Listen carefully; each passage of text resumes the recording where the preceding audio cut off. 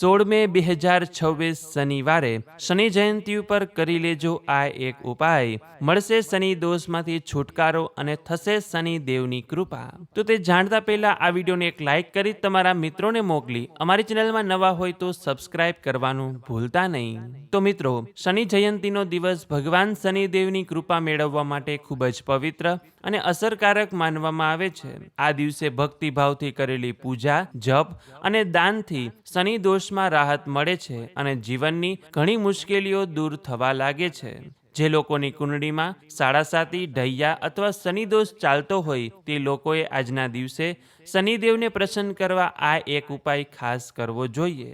શનિ જયંતિના દિવસે સવારે વહેલા ઉઠી સ્નાન આદિ કાર્યો કરીને પીપળાના વૃક્ષ પાસે તલના તેલનો દીવો પ્રગટાવવો જોઈએ। શનિ મંદિરે જઈને શનિદેવને કાળા તલ, કાળા કપડાં, અડદની દાળ અને સરસવનું તેલ ચઢાવવાથી પણ શનિદેવ પ્રસન્ન થાય છે। આજે ગરીબ જરૂરિયાતમંદ લોકોને દાન કરવાથી શનિદેવ પ્રસન્ન થાય છે। ખાસ કરીને કાળા તલ, લોખંડની વસ્તુ, ચંપલ અથવા છત્રીનું દાન કરવું શુભ ગણાય છે। આજે કાગડાને ખવડાવવું અને ગાયને રોટલી આપવી પણ શુભ માનવામાં આવે છે।